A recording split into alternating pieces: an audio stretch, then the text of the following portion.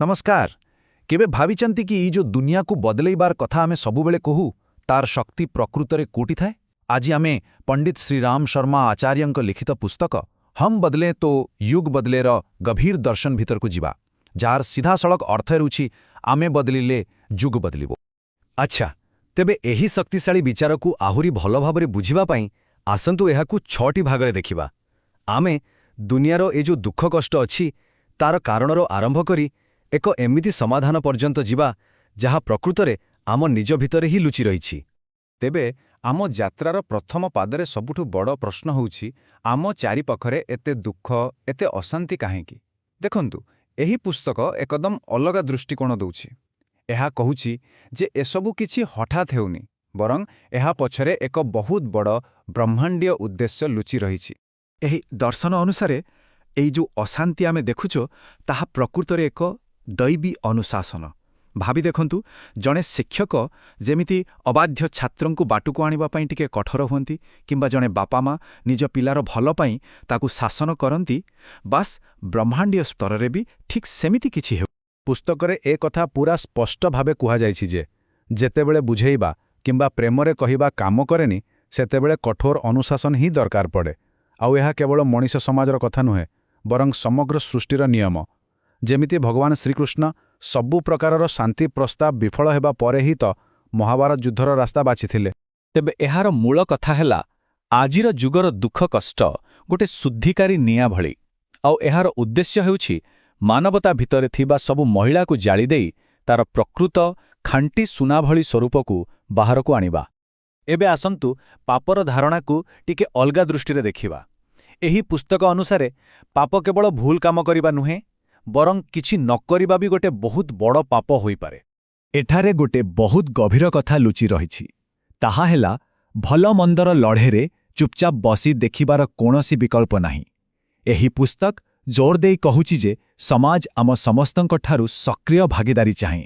अन्याय देखि चुप रहिबा केवल दुर्बलता नुहे, बरं ब्रह्मांडीय नियम अनुसारे एहा एक गुरुतर अपराध।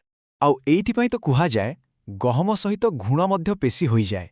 जो माने बाहरकु निरीह देखा जांती सेमानकर सेई नीरवता ही सेमानकु सह अपराधी करि दिए। आउ जेतेबेले न्यायर चक्क घुरे सेमाने भी तार परिणामरु बंची पारंती नाही।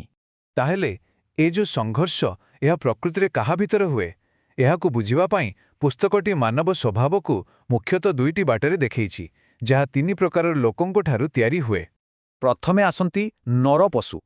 एमानंकर जीवन केवल खाइबा सोइबा आउ वंशवृद्धि करिबारे ही चली जाए। तांको जीवनर कोनोसी बड़ लक्ष्य बा आदर्श न थाए। जेतेबेले एही स्वभाव आहुरी स्वार्थपर आउ आक्रमणात्मक होई जाए सेतेबेले जन्म निये नर पिशाच। एमाने निजर छोट लाभ पाई अन्यर बड़ ख्याति करिबाकु भी पछांती नाही। आउ एमानंकर ठीक विपरीतरे अछंती देव बा दिव्य मानव। एमाने सेवा करुणा आउ त्याग भଳି भल गुण द्वारा चालित हुअंती आउ समाजरे भल परिवर्तन आणंती। एही 3 प्रकारर मनीषंक भितरु ही दुईटी मूल शक्ति बाहरे, गोटे आसुरी आउ अन्यटी दैवी। आ पुस्तक एकथा स्पष्ट करि दउछि जे एमाने कोनोसी काल्पनिक जीव नुहंती, बरं आम समस्तंक भितरे थिबा दुईटी अलगा अलगा विचारधारा। आमे जो राक्षसमानंकर कला मुह सिंह आउ बड़ बड़ दांतर छवि देखु सेगुड़िक प्रकृतरे केवल संकेत।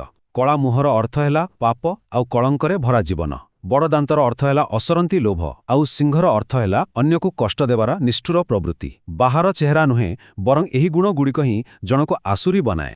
ताहेले प्रकृत मापदंड कौन? प्रश्नटी बहुत सरल। आमर समय धन आउ शक्तिर बेसी भाग केउठी खर्चा हेउछि, निजर स्वार्थ पाई ना अन्यमानंकर सेवा पाई? एही आत्मपरीक्षा ही कहीदेब जे आमे दैवी बाटरे अछु ना आसुरी बाटरे। एही दुई शक्तिर लड़ेई ही आमको आजिर जुग पाखकु नेई आसे। पुस्तक अनुसारे आमे वर्तमान एक आधुनिक देवासुर संग्राम भितरे बंचुछे, माने दैवी आउ आसुरी शक्ति भितरे चालिथिबा एक निर्णायक महायुद्ध। किंतु मने रखिबाकु हेबो एहा कोनोसी अस्त्र शस्त्रर युद्ध नुहे, एहा हेउछि विचार आउ चेतनार युद्ध। एही टाइमलाइन देखाउछि केमिति प्रथमे आसुरी शक्ति बढ़े, तापरे दुख कष्ट व्यापी जाए, आउ सेही कष्ट भितर ही दैवी शक्ति जाग्रत हुए। एहा परे एक महासंग्राम हुए, आउ तापरे जाई नुआ जुगर आरंभ हुए, आउ आमे वर्तमान सेही संग्रामर ठीक मझिरे ही अछु। ତେଣୁ ଏହି ଯୁଦ୍ଧକ୍ଷେତ୍ର ଆମ ବାହାରେ କୋଉଠି ନାହିଁ, ଏହା ଆମ ନିଜ ଭିତରେ ଅଛି। ଏହା ହେଉଛି ସ୍ୱାର୍ଥପରତା ଆଉ ନିଃସ୍ୱାର୍ଥପରତାର ଲଢ଼େଇ, ନିଷ୍ଠୁରତା ଆଉ କରୁଣାର ଲଢ଼େଇ, ଯାହା ପ୍ରତ୍ୟେକ ମଣିଷର ହୃଦୟରେ ଆଉ ପୂରା ସମାଜରେ ଏକା ସାଙ୍ଗରେ ଚାଲିଛି। ଏସବୁ କଥା ଆମକୁ ସବୁଠାରୁ ଗୁରୁତ୍ୱପୂର୍ଣ୍ଣ ପ୍ରଶ୍ନ ପାଖକୁ ନେଇ ଆସେ, ଯାହା ଏହି ପୂରା ଦର୍ଶନର କେନ୍ଦ୍ରବିନ୍ଦୁ। ତାହେଲେ ଏହି ମହାଯୁଦ୍ଧରେ ଜିତିବା କେମିତି?